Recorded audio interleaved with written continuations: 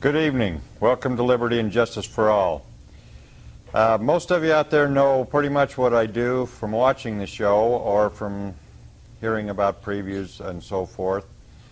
And basically what I have been involved in for the last, I don't really remember how many years, is different organizations, different people doing all kinds of research around the country.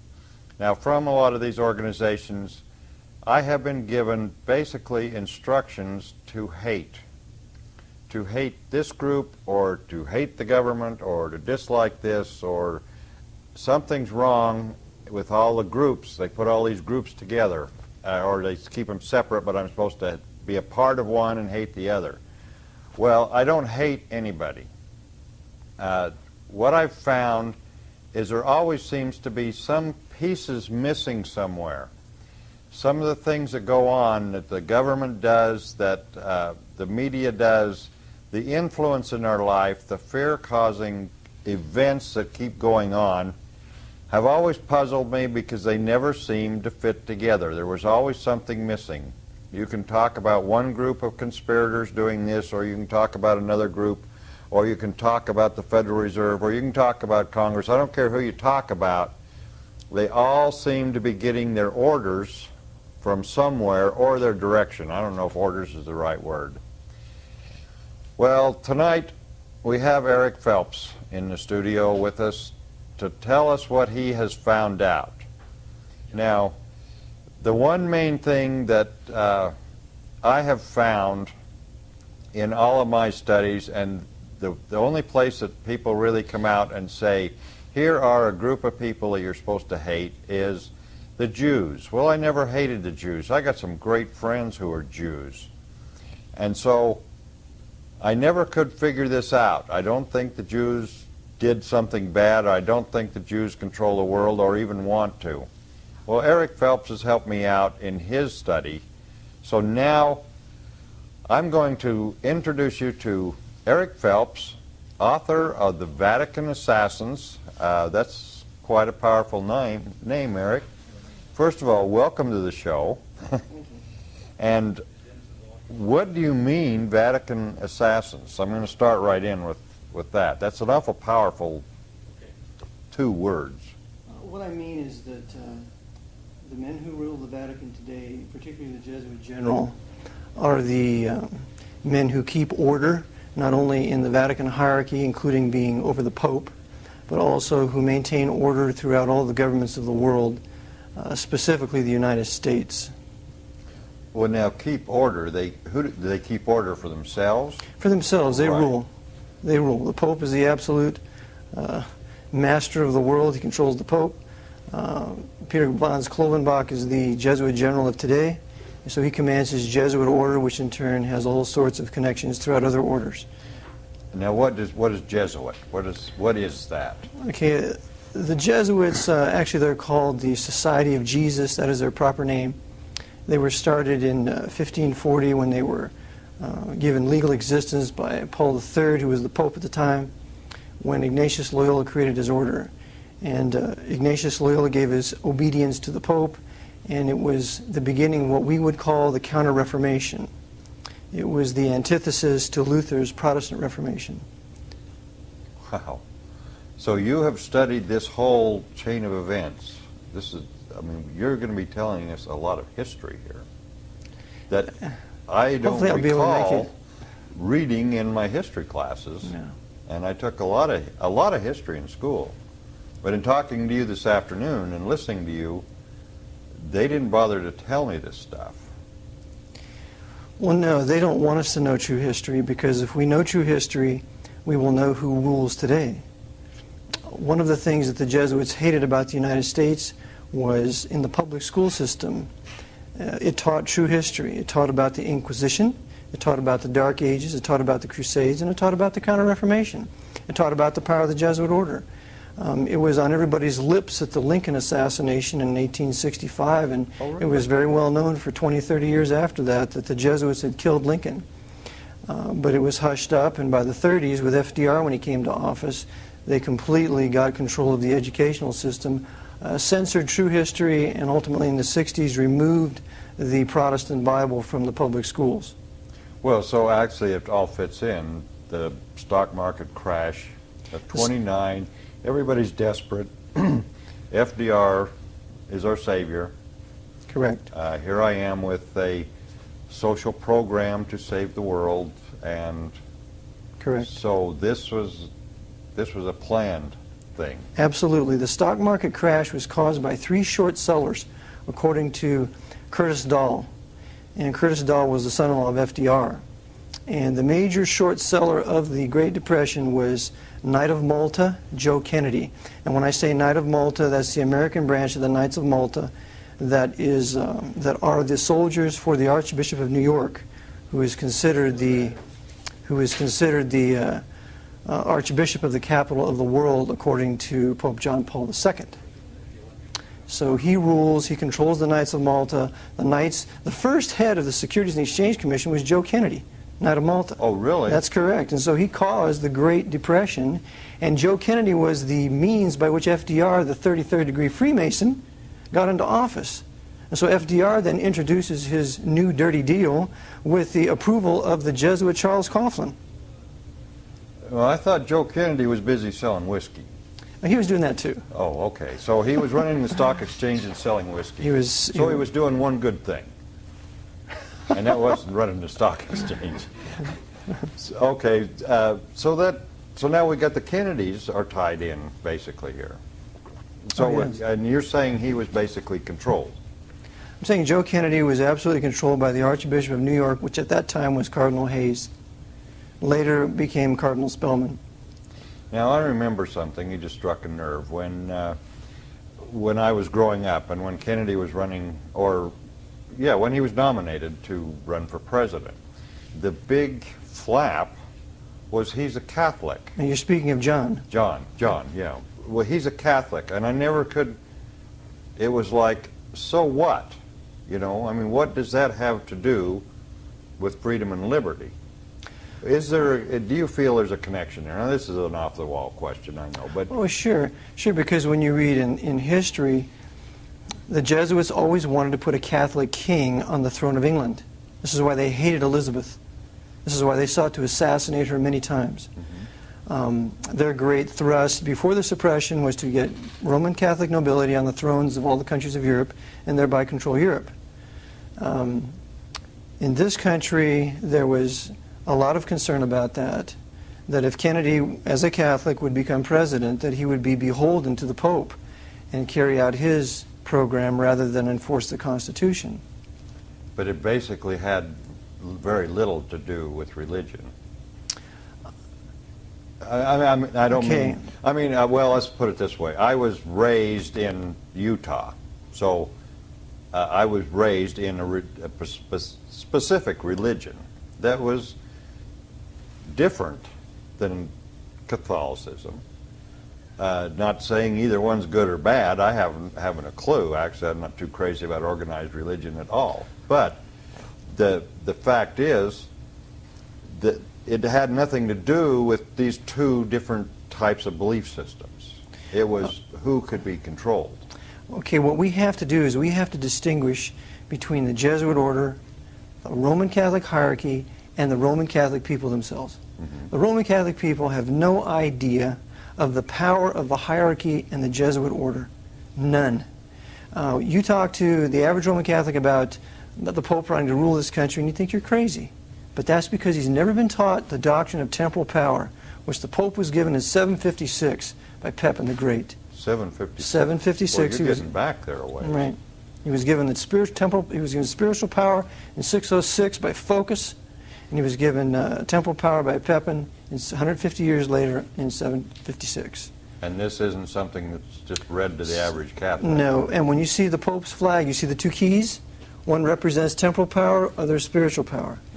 And when Victor Emmanuel took Rome in 1870, he took the temporal power from the Pope, Pope Pius IX. He said, I quarrel with no man's conscience. You, Pope Pius IX, you can remain Pope of all the Catholics. You can have the spiritual power. But I have temporal power. I am King of Italy. And for that reason, the Pope locked himself in the Vatican and declared himself a prisoner. The Pope's great aim is to have universal temporal power over every nation of the world because he is the creature of the Jesuit general. They want all political power. So this, and to me it doesn't make sense because I believe in freedom and liberty for everybody. So this doesn't compute. When they want this power, obviously they want to control the wealth, and the wealth really of the world. Oh, sure. And if you control the people, obviously you control the wealth. Sure. You know, well, in this country, when they controlled FDR gave all the gold in Fort Knox to the Federal Reserve Bank. Right. Okay. The Jesuits controlled the Federal Reserve Bank, and they chartered it through their great agent, J.P. Morgan. Right. Okay. So, but I didn't know who was in charge. I knew what happened, and it's another one of those mysteries. We know why this, or we know this exists. We know that it's bad. Who's putting all this together? See, there's too much out there that now is all starting to fit together. Mm-hmm. Now I feel like things are kind of coming to a head. Mm-hmm. It's like a bubbling pot. It's bubbling, and all this scum is coming up to the top, and trying to scrape it off to find out what is down there is what's tough. And I think you are providing us with some answers. So, but it's all fitting together. Anyway, back to the Federal Reserve. There's no doubt that that was forced upon the American people. Oh, sure. Sure, they forced it 2 days before Christmas through Congress Right. at night. Right. Sure.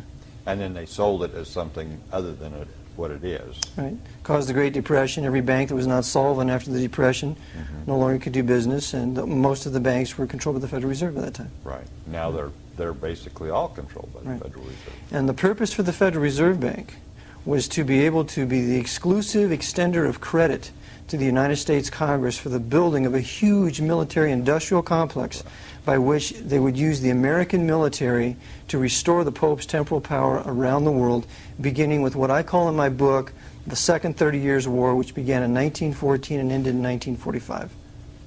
I show that all the parties worked together. There were no enemies at the top. Hitler, Stalin, FDR, and Churchill all worked together Right. through their intelligence agencies. Right. And you bring all this out in your book. And Correct. You've done this all. Now, what we do on this program mainly is we don't talk about theory. We talk about facts. We talk about what's written, what people have seen and documented, and that's what your book is about. Right. You're not making this stuff up. I have 650 quotes in my book. Wow. All indicating that everything you're saying is... I have no original ideas. I take from what these men have said over the last 300 years, these authors, and put it all together and paint the picture of what I have in the book. And generally that's what's bad for them, is when you take all the little pieces and put it together. That's correct, because history is the flow. Right. You have to get in the flow of history, so when you arrive at Dallas on November 22nd, you know what's been before, and so you can know what's going to happen that day. Okay, I know what happened that day. Why do you make reference to that? That was when Kennedy was assassinated. That's correct. That fits in here too? Absolutely. The book, I began my book for the purpose of exposing the Jesuit order with the Archbishop of New York and his Knights of Malta and high-level Shriner Freemasonry, which also the Jesuit general controls, as are the true assassins of President Kennedy. I show in my book that the Knights of Malta were in critical places at the time of that assassination, in the FBI with a man by the name of Cartha DeLoach, who still lives, who wrote a book called Hoover's FBI, with a man called John McCone, who was the head of the CIA, with another gentleman who was called Henry Luce, who controlled Time Life, who bought the Zapruder film for $150,000 and locked it up for 5 years until Jim Garrison had it subpoenaed for his trial of Knight of Malta Clay Shaw. I show that Frank Shakespeare was the head of CBS at the time, which is why he had his CFR crony Walter Cronkite do all the reporting. I show that Francis Stankard was the head of Chase Manhattan Bank, who was the one responsible for getting John McCloy on the Warren Commission. All these men were powerful Knights of Malta in critical places of power, all subject to Cardinal Spellman. And of course, Cardinal Spellman was a good friend of 33rd degree Freemason and apostate Presbyterian J. Edgar Hoover, and also the 33rd degree Freemason Allen Dulles, who was also formerly the head of the CIA, who was known as the gentleman spy. Now Kennedy wanted to dismantle the CIA, basically. That's right. And because he printed silver certificates. printed silver certificates. I was in error when I said United States notes. Yeah, he printed, so that was a big no-no. He attacked the Federal Reserve. He attacked the CIA. Remember, the CIA was created after World War II, which Lyndon Johnson called a murder incorporated, which Truman called the nefarious influence of a foreign power.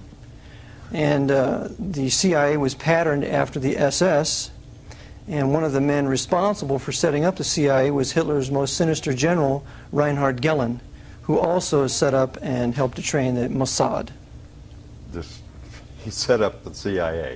That's right. He with Kim Philby, who later became supposedly a defector to Russia, but we know that the KGB and the CIA has worked together since their inception, because the NKVD and the OSS worked together during World War II. And we are not so naive to believe that abracadabra overnight with the beginning of the Cold War, these secret intelligence agencies became enemies. Right, exactly. Now you mentioned another one of my favorites in there, Arlen Specter. Where does he fit in there? Now here's a real piece of work. Well, as much as I hate to admit it, Arlen Specter is from the state that I reside in, and he has been a perennial senator ever since that day for the most part. I call him in my book Spelly's Jew. He worked for the Cardinal. He was the author, of course, of the single bullet theory. The zigzagging. The zigzagging, right. Ridiculous single bullet theory. Right. And for that he was rewarded with a lifetime in the U.S. Senate. Mm-hmm. He was, of course, affiliated with the Council on Foreign Relations, and he has been a good boy ever since. Of course, he voted to acquit Mr. Clinton from being expelled from office. Right. And he's also a gun confiscator. Yeah. I mean, this is so amazing, these people and these things that are out there. And what the press does with it, where they draw the line. You can't say this, you can't say that, and everybody goes along with it. Well, I'm blown away. I mean, this show that we do, we try and tell truth. Now, before 10 o'clock at night, I can say Arlen Specter, I can say Clinton, I can say U.S. government, but I can't say shit. So you'll have to watch this tape after 10, by the way. I mean, this is absolutely unbelievable when people really find out about these people that are out there and what they're doing. If they just open their eyes, they could see it in the first place. Oh, sure. Sure, we have corporate monopolies everywhere. The Knights of Malta control AT&T, IT&T, CBS, PepsiCo. Their corporate structure goes to stratas we have no idea how deep. But it's the Knights control it. They also use high-level Shriner Freemasonry. They use the Knights of Columbus as well, and the Mafia. They all work together. Now, the people at the very top of all these organizations, are they aware that they're being used as they're being used? The high-level Shriner Freemasons, they would know. Okay. But most people... But most people down below, they don't know. The Knights of Columbus are taught to hate the Freemasons. They're taught that they're enemies. And at a lower level, they probably fight it out a few times. But at the high levels, you have, for example, at the beginning of the Vietnam War, the Secretary of the Navy was Francis Matthews.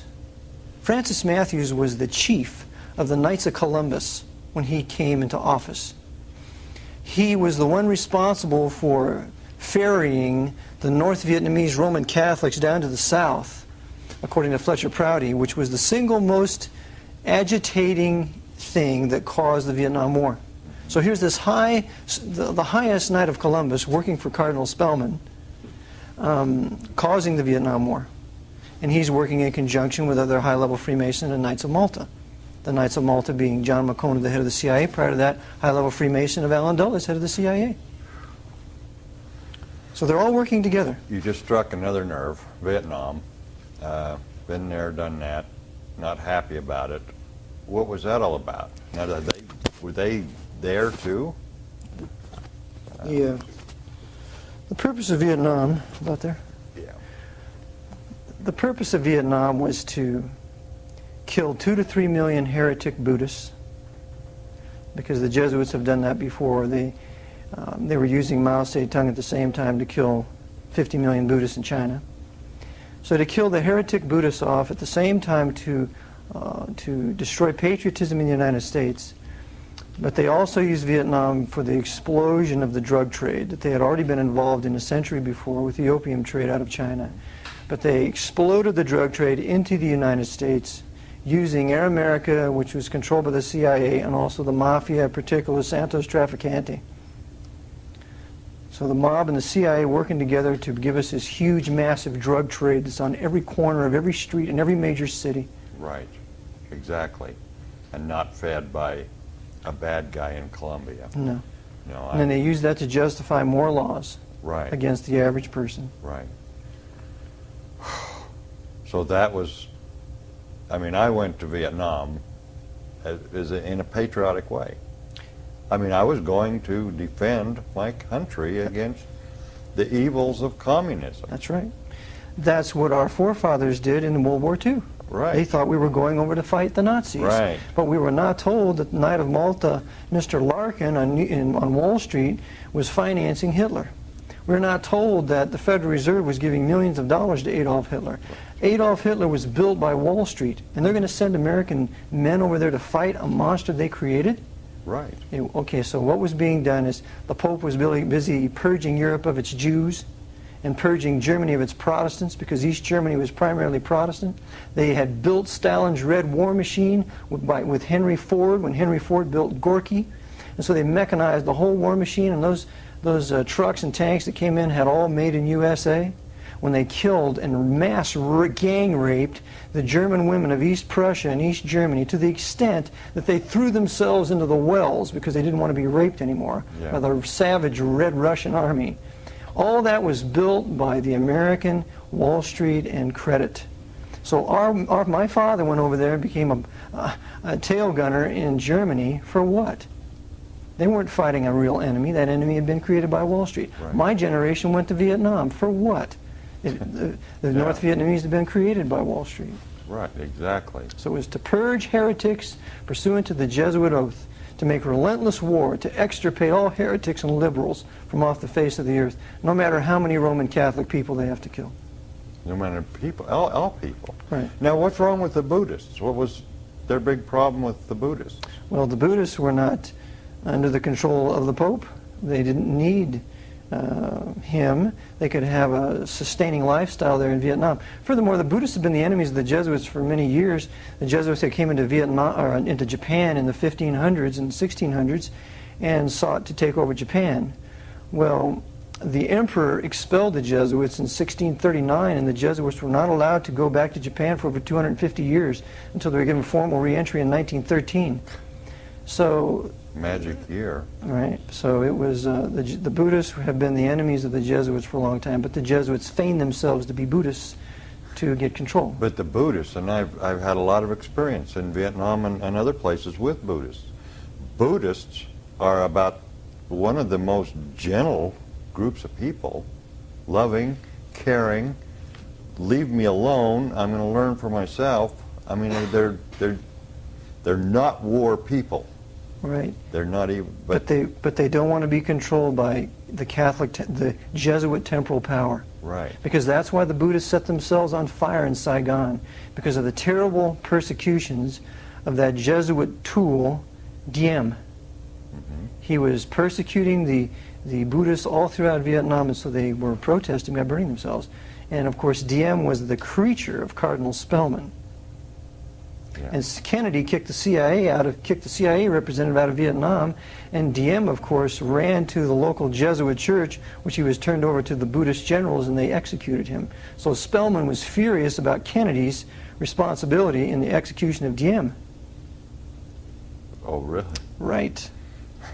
So now but every time you turn around, apparently in your research, this all fits together.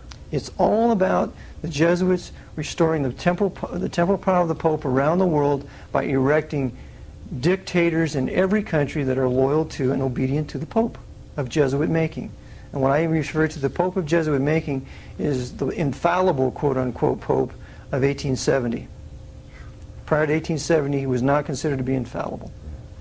Well, I can see, and I have to go in my area a little bit, I can see right now why the Constitution, as written, would be a threat to this control. Why we have this second corporate government in place that basically, under a whole different administration, people still think that they're under the Constitution, but we actually have this corporate government, which is a tool. It's a puppet. It's corporate government, Federal Reserve, bad guys up high. That's basically what we have. And if the Constitution were there and the people were taught under the Constitution, I don't mean to beat it to death, except if it were in place and people went to school and learned about it and learned about individual freedom, they would learn to do probably the worst possible thing, and that would be to think and to have common sense and to think for themselves. That would be the enemy of this group, right? I mean, that's... Sure. The Constitution is a simple document. There's 7 sections. Yeah. It was written for anybody with an 8th grade education. It doesn't take a master or a lawyer or a great Supreme Court justice to give us the meaning of what the Constitution says. Anybody that can read and has common sense can know what the Constitution says, just like the Bible. So we don't need these great interpreters. They just interpret to twist and distort, to justify their evil actions that they do against us. Right. But the structure of power is the Archbishop of New York controlling the Council on Foreign Relations of New York. Rockefeller Center is right across the street from St. Patrick's Cathedral. The Knights of Malta, located in St. Patrick's Cathedral, can go right across the street to Rockefeller Center to Time Life. And then from there, the CFR controls all the bureaucracies of the federal government. Right. So if we were to eliminate this bureaucracy or this shadow government, I don't know what else to call it, it's ridiculous, but if the good guys, so we got a whole bunch of people out there that said, oh, I'm an American, I've learned to think, I'm going to think, got together and reinstated this simple document that we were just talking about, it would basically be a war, I would think. That's correct. Again, we have to go back to our history of the Jesuits to understand this topic, and that is, in Europe, they had been expelled from every country by the end of the 19th century. The mass firebombing of Germany and the mass firebombing of Japan was payback. Mm-hmm. Germany had expelled the Jesuits in 1872, would never allow them to return. So the mass firebombing of Germany was payback time for that. Right. Japan had expelled the Jesuits in 1639. The mass firebombing by the American bombers was payback for that. So whenever you seek to break the Jesuit power in your country, you're going to have an invading military force, for which I believe they're preparing Red China, Russia, and a huge Muslim host, and using Cuba as a staging base in the east and landing on our west coast naval ports in the west. So basically, unless we cooperate, they'll come and annihilate us. That's their threat. But where do we get our liberty? We get our liberty from the Protestant Reformation.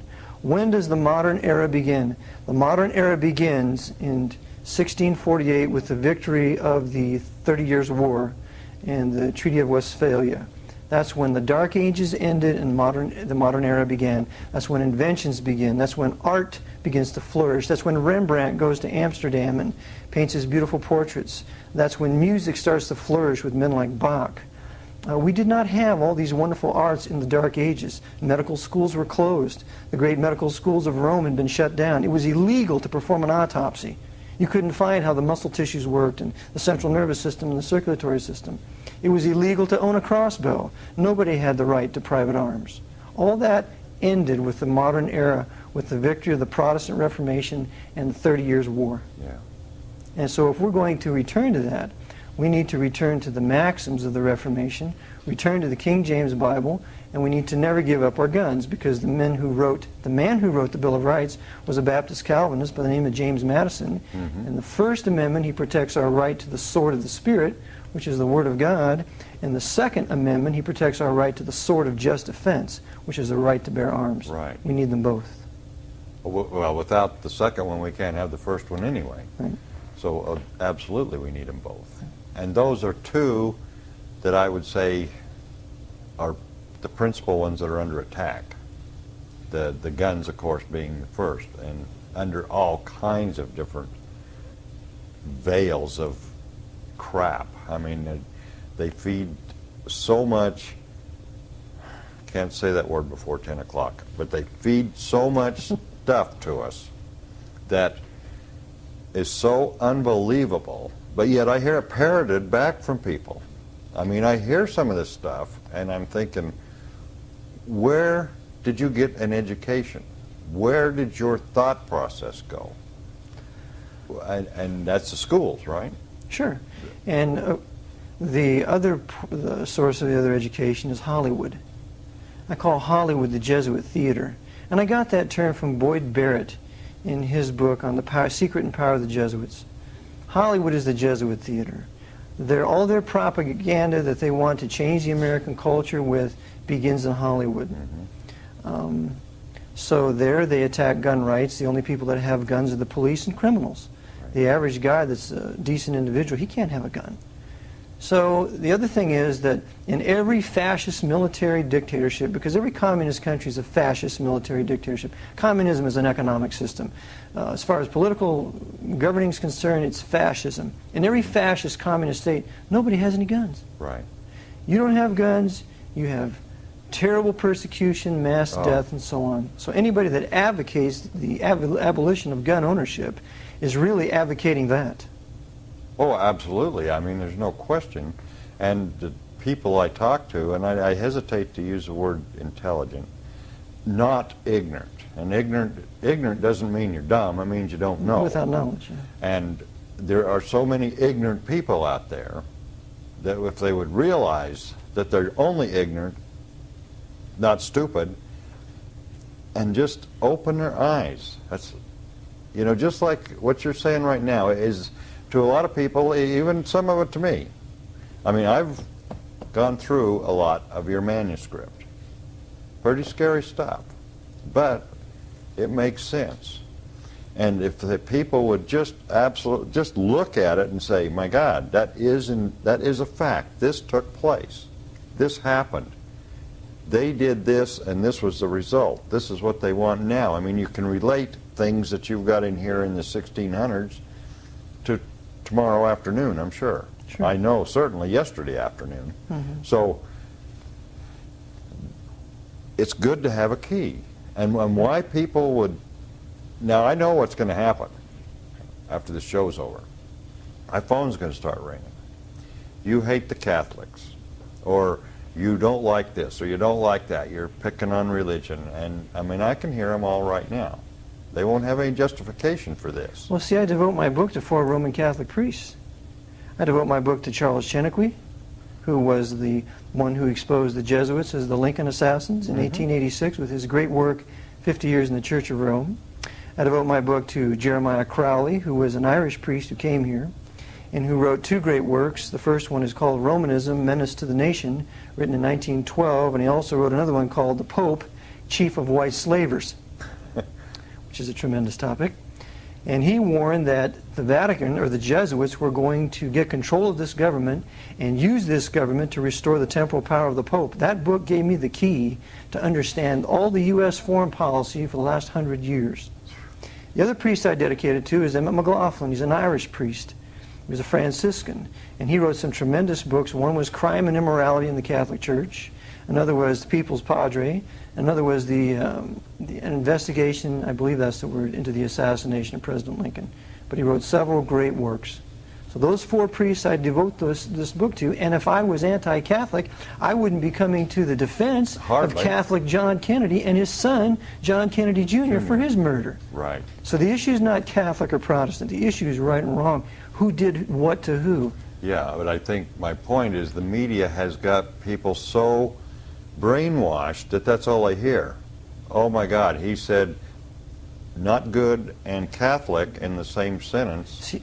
See, that's why they can't understand the flow of history. Right. They're thinking England Protestant, America Protestant, but it's England and America that the Jesuits captured, used those two powerful Protestant nations to attack and destroy the Russian Empire and the German Empire in World War I and World War II. They used it to attack and destroy their enemies of Germany and Russia. So we got to forget these labels of Catholic and Protestant, and we got to find out where the Jesuits are in every nation and see what they're doing there. Right.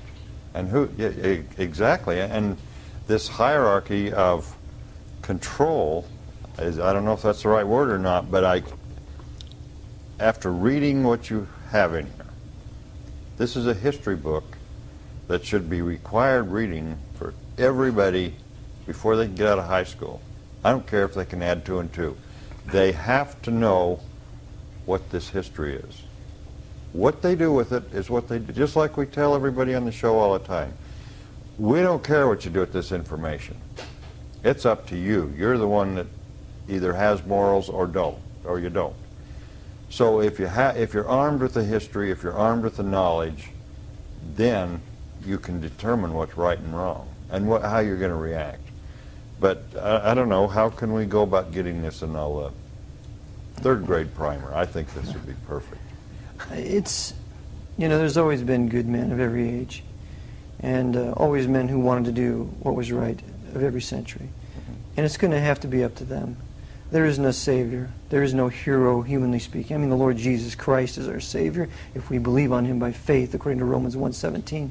But as far as men that live now, there's no one that can come and deliver us from this. It's going to take individual good men and women that will speak the truth in love and then do what they can in the power of the Spirit to resist these men, because at the top they're Luciferians. They worship Lucifer, and so there's a lot of occult power in what they do. So it's not just physical. And when good men and women begin to do what they should do, then things will change. Automatically. It isn't like a war. You don't have to line up and start shooting. Well, beginning, it's a spiritual war. It's a spiritual warfare that we have to deal with. But unfortunately, it always becomes physical. They always bring in an invading army. That's their only answer. I mean, sure, that's their answer, and they're prepping them now for that. For example, the bombing of the Chinese embassy in Yugoslavia. I mean, that was not a mistake. They're firing up the Red Chinese to want to invade us. Yeah. And they're going to do the same thing with the Russians. They're firing up the Arabs to invade us now. They've already entered into a pact to destroy the great Satan. So when we see all these foreign soldiers coming and mercilessly doing what a foreign soldier does, hopefully we will have been prepared for that. Right. And spiritually is our main preparation. Spiritually is our main preparation because, for example, the American Revolutionary War, before those men won that war, there was a great revival called the Great Awakening of 1735 with the preaching of Jonathan Edwards and sinners in the hands of an angry God. Yeah. Men needed to repent, and when that happened, then they had the guts and the fortitude to trudge it out at Valley Forge. To fight. Yeah. Now, I don't remember a lot of that in the history books either. No. Who writes history books? To the victor goes the spoils. Whoever is in control writes history. Right. So if you have men with an agenda for world government and the Pope ruling your country, they're going to write the history. Like Macmillan, like Scribner, like all these various publishing houses out of New York. They wouldn't touch my book. Whoa. Because the Archbishop controls all those publishers. So they're going to control the press just like what they said they would do in the 4th session of the Council of Trent. Because remember, the 4th session of the Council of Trent condemns freedom of speech, freedom of press, and freedom of conscience. Right. And so that's in direct antithesis to our Bill of Rights, and that's one reason why they destroyed the state of Virginia in the Civil War. Because Virginia produced the Declaration of Independence, the U.S. Constitution, the Virginia and Kentucky Resolutions, and the Monroe Doctrine. Right. Yeah. All very detrimental to their efforts. Totally contrary to the Council of Trent. Right. So we're possibly in a situation of being punished again for thinking for ourselves, if in fact that's enough people will actually do that. And I see the reaction a lot when I talk to people about something logical or something factual. And I can't think of it, for instance, but you get in front of a group, and I've had this happen a number of times, that maybe are adversary. You don't know for sure, but you get in front of a group that you don't know exactly how to think, and you bring up an issue or a situation backed up by facts and logic, and their only response is an explosion. That's the only thing they do. It's a total emotional explosion back at you, telling you that to take your basically your facts and your common sense and stuff it. This would be the war. I mean, this would be their why that would be their only retaliation would be physical violence. That's the only way they could get to us. Is that wrong, or? Well, I'm sure that's on some of their agendas. Yeah. But I think one of the keys is to not be obnoxious, to try to present your material in a way that brings credibility to yourself, that you're conducting yourself as a gentleman, that you're not making outlandish accusations, that you're not condemning any one group in particular, like the Catholics, which I've been accused of, but that you're going after a specific body of men who are all under oath, who owe absolute obedience to their superior, who will believe that black is white and white is black if they're told to believe such. When we go after the Jesuit order, the secret society, what we do is to seek to expose their doctrines, like their theologians Emmanuel Sa, Licori, Bausenbaum, Molina, Alagona. You expose all the Jesuit theologians where they justify the murder of kings, tyrants, usurpers, and in their definition, a usurper is someone who does not submit to the temporal power of the Pope. So you expose all their doctrines, you expose their secret instructions, you expose all their basic tenets, and then you relate those basic tenets to the history of what's happened in the last 200-300 years. So we're attacking we attack what they believe and what they do. We do not hate the Jesuit order, we hate their deeds and their doctrines. Right. Well, I didn't find any hate in your book at all. Well, thank you. I didn't. I went through it all, and I found absolutely no hate. I found a whole bunch of questionable actions by a lot of questionable people, or basically morally defunct people, but I didn't find any hate. All you have done is come out and say, this person did this and caused this to happen. That's all you said. Yeah. And it's very well documented. Yeah. And we also have to realize that we've been victims. We've all been victimized to a certain degree, more or less. We've all been robbed through the income tax. We've all been used to fight the Jesuits' foreign wars. Several of my dear friends were killed in Vietnam. I had a swim teacher that I loved very much who was killed there. We've been victimized by them. And so what we need to do is tell the truth as to who really did this. Now, the Kennedy family, they've been victimized. Is there any, reason why Teddy Kennedy shouldn't be a drunk? He knows who killed his brothers. But do you think he could ever say a word about it? Oh, no. Never. Not in live. Not in live. Right. Just like John Jr., he wanted to say something about it, and his airplane goes down. Right. He was, I understand, the rumor has it that he was prepared to say something about it. I'm ready to sneeze. That's okay. Bless you. Yeah, that's right. He was ready to say something about it. Yeah, that was what was being said, that he was going to come out and start basically talking. Right. And then all of a sudden another tragedy. So these men in power that maintain power, they can't say anything because they're under oaths. If anything's going to be said, it has to be by us who are not under their oaths, who are not associated with them in a formal way. We've done our homework. We don't have access to any secret CIA documents. We got all this from books in circulation for the last 200-300 years. But before we can do anything, we have to have the knowledge. Right. We have to be armed with the knowledge. We have to be ready to accept it. Many people aren't ready to accept it because, well, the truth will set you free, but they don't want to be free. I guess, I assume, I don't know. It's a phenomenon I don't understand. Well, the American population is a very powerful population when it wants to be. There is no country that we could not defeat. We have the technology and we have the will to do it.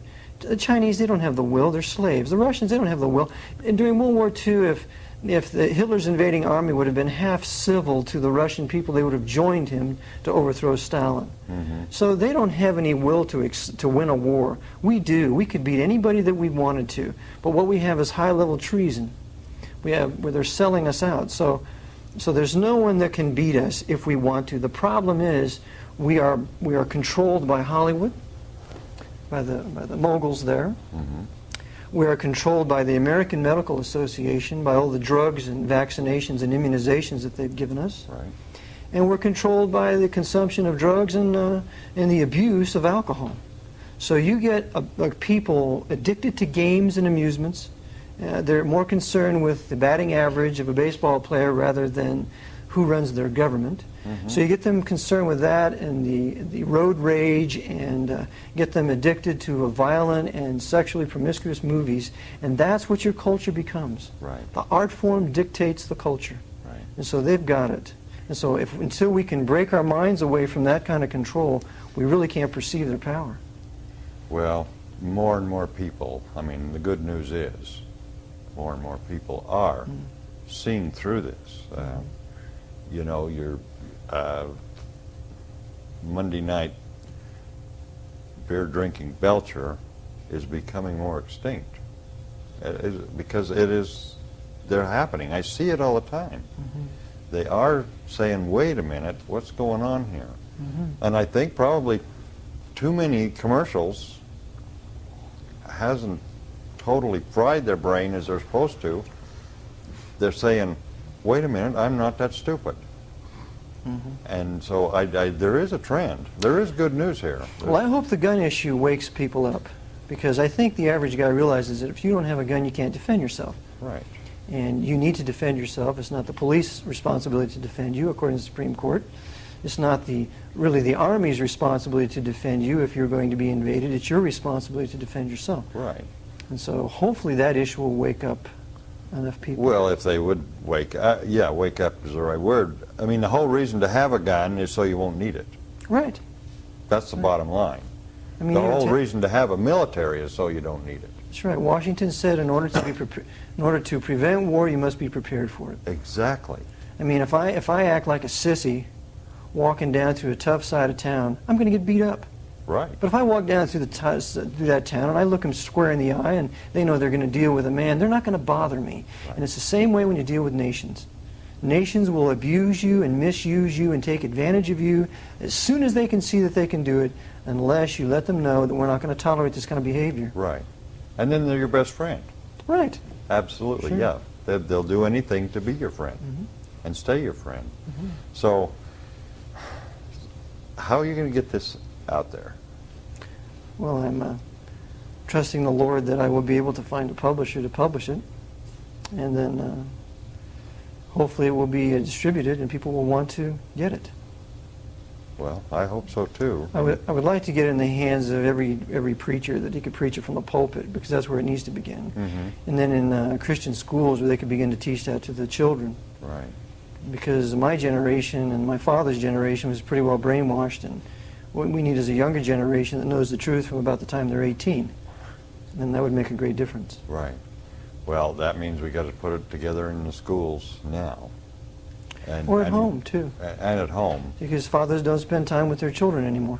Well, the system also is set up to where the father and the mother, when there are two parents in the home, have to work full time just to pay taxes and survive and raise their 2.5 kids. I mean, it doesn't, to me, the system designed isn't just because the government and everybody else needs more taxes. It's to make sure you don't have the time That's right. to understand what's going on. That's exactly right. No time to think. Exactly. So thinking, I believe, is the key. And if people would learn to do it, TV takes it away. Everything's sports, and I'm not against sports. I like a good football game as well as the next guy. But being consumed by it is ridiculous. And the movies that are out, I have trouble even going to a movie anymore or watching a movie because, and probably I go too far, but I'm picking out little things in the movie saying, oh, what do they really mean by this, you know, and instead of enjoying the movie, I'm always looking for some underlying thing, and that's because of this, because I know that this exists. I know that the control. Now, the Jesuits, basically, aren't they pretty much the Illuminati, or close to it? Sure. The Jesuit order was suppressed by the Pope in 1773 with a papal bull, which is the strongest language that a pope can speak in. When they were suppressed, that means that they could not have any legal existence in any Roman Catholic country. That means they could not legally exist in Poland, they couldn't exist in Austria, they couldn't exist in Spain, Portugal, France. They could have no legal existence there. So what they did was they went underground, and they started, among other secret societies, the Illuminati, with one of their soldiers, Adam Weishaupt, and you have now the alliance between the Jesuit general and the House of Rothschild. But what we're never told is, where did the French Revolution come from? That French Revolution was payback for the suppression of the Jesuit order. France was decimated. Thousands of Dominican priests were killed by the Jacobins. The Jacobins were controlled by the Jesuits. The ultimate was the raising up of Napoleon Bonaparte from the Jesuit island of Corsica, and he was a Roman Catholic Freemason. So he was used to punish the Knights of Malta, who had expelled the Jesuits from Malta. He was used to punish the Pope because he imprisoned him for 5 years. He was used to punish the Braganzas, the monarchs of Portugal, by driving them into exile into South America. He was used to punish the Bourbons of Spain, because the Bourbons had expelled them out of all their Spanish possessions in South America. And he was used to punish the Bourbons of France with the beheading of Louis XVI and the beheading of his Habsburg Austrian queen, Marie Antoinette. So it was punishment of Austria for expelling them from Austria, and punishment from France from expelling them from there. So after the Napoleonic Wars, after Napoleon punished Europe, he deliberately sacrifices his army of over 600,000 men in Russia, in the snows of Russia, gallops away on a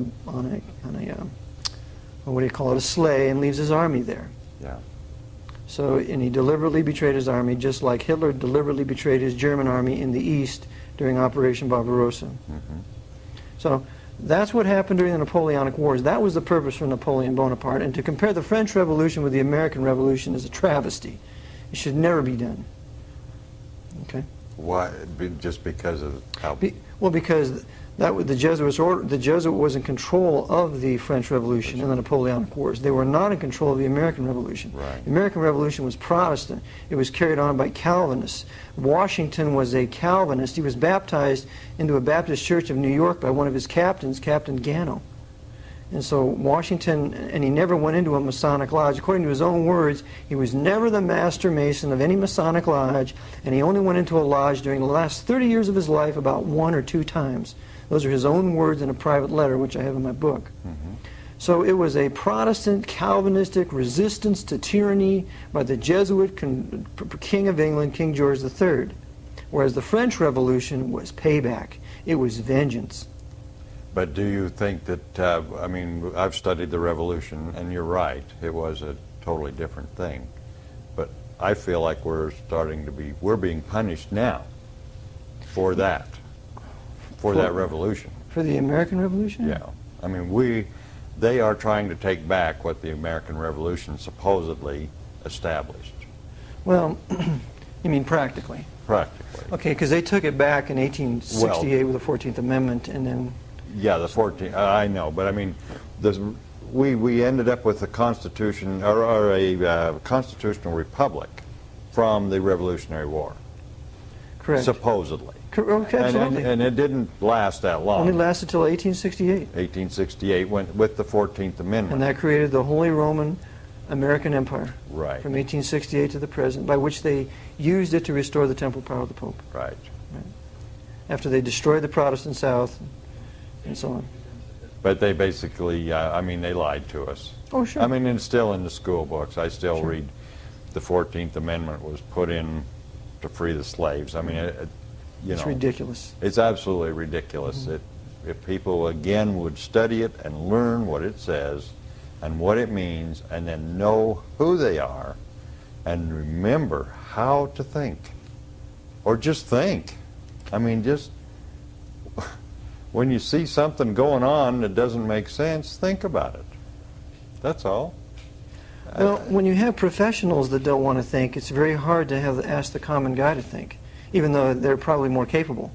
For example, we have an epidemic of cancer, and yet nobody wants to deal with the causes for that. Right. We have an epidemic of heart disease. They don't want to deal with that. So it's a difficult thing to do, but if we want to be free, freedom carries with it the responsibility of being able to think for yourself and doing what you need to do. Well, you brought up an interesting term this afternoon. I never heard it put quite this way. Layman. We have been taught that professionals have to make the laws and the rules and do everything because we are laymen. And you said, and I never heard it put this way, layman is a term that applies to everything. Legal, medical, government, See, those in charge know, and the rest of us are laymen, so we don't know. That's what they call us. what See, they call there's us. no such thing as a layman. That's a ridiculous term. Right. But when you have organized religion, you have a priesthood, and everybody else is the laity. When you have an organized medical profession that's victimizing millions of people every day, you have the medical priests, and anybody who studies medicine is a layman. Right. They can't know as much as a doctor, right? Right. It's the same way in the law. You have your lawyers and judges, they know it all, but those of us who are not that, we can't possibly know anything about the law, can we? Because we're just laymen. Right. Now, to be called a layman is to be insulted. Exactly. Exactly. It doesn't matter, but I wanted to make a point to people out there that we're not laymen at all. Not at all. We know too much, and that makes us basically, instead of laymen, and they might as well label us the enemy. They already have. Well, that's true. They In their already Jesuit have. oath, they already called us liberals and heretics and called for the extirpation of all of us from off the face of the earth. Yeah. Wow. Well, we're running out of time. I told you I only had an hour, so we can. I don't think we really got through chapter 1. But Eric, your work is absolutely amazing. I know that the phone's going to be ringing. I know they're going to be calling me names, but I'm very used to that. But I also know I'm going to have a lot of calls from people that say, I want to find out more about that. I want to know how to help. And to find out how to help is to find out how to think, to read, to see what's going on, to really know what we can do with anything. So anyway, Eric, it's a pleasure. Pleasure. And I hope we did some good, and for all you people out there, let us know what we can do to help. That's what we're here for. We're all volunteers, and we want to do whatever we can. So enjoy your stay.